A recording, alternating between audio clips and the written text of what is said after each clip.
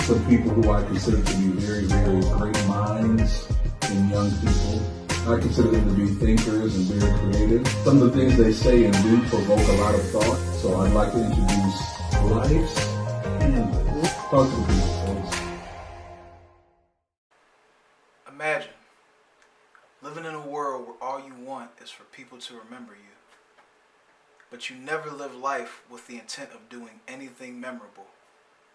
To love and never have been loved is an impossible feat. You lack the true experience, yet you try to use it to save me. They say my poetry is becoming too dark. Nothing good can come from what I release, but the world is growing darker every day. I have to address the issues that are heart valve deep. Like standing in the midst of a party and looking beyond all of the loud music. You got people suffering from identity crisis, and this is the solution that they're using. We never grew up around anyone that was regularly popping pills. But this is the new trend, and we're going to ride that wave until it finally kills. Daddy issues are nothing new. I think we found a way to live with that. Mommy issues are the cause for consciousness fading to black. Trying to escape the pain every day, but there's nowhere that you can run. You just want to have your nurturer back, but you can't see past what she's done. Wondering how y'all used to share a heartbeat, but she doesn't feel your pain. No matter how hard they slice that umbilical cord, her thoughts should still synchronize with your brain. Moving on, because we have a lot of ground to cover. Living in a day and age where a person can identify as other. As expressive as I am, understand why I can't fully pull off that cover. But understand that it's just another form of hurt. I still love you like you were my brother. Similar to brotherhood, let's talk about friendships and how some people are so desperate to make it onto a friends list. When you don't really know how vicious friends can be, I thank God that I've had the same one since 2003. Be perceptive and see how rumors travel faster than iMessage. Know that the carriers are not your haters. It's really those friends that feel neglected. It's hard for someone to lie on you and they don't know anything about your past. This is why we struggle with vulnerability. Nobody wants to wait on the day that they get stabbed. Now you're suffering from whiplash because all of that backlash was way too destructive.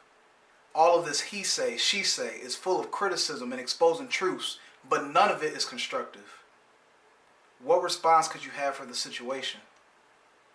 The truth has always been apparent, but for some of y'all, this is the first time revelation. Let's talk about relations. I would say ships, but we confuse the true definition. We idolize domestic violence and street knowledge, and it's corrupted our women. Ladies, you so deeply desire a man who would take a life in a minute, but won't take a minute to care for the life that he created with you and 5 other women.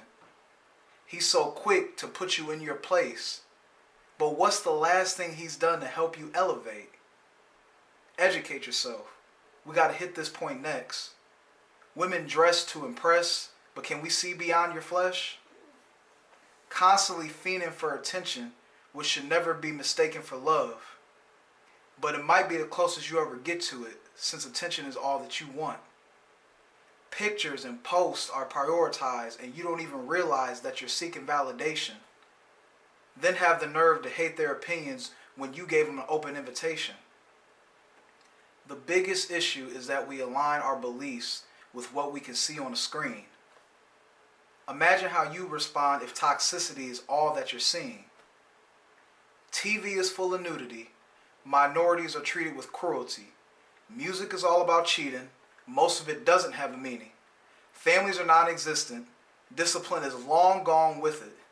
Snapchat is basically prostitution. OnlyFans got subscribers looking stupid. Everyone is making fast cash. Nobody knows how to make it last. We're too quick to accept depression. We don't even offer affordable sessions.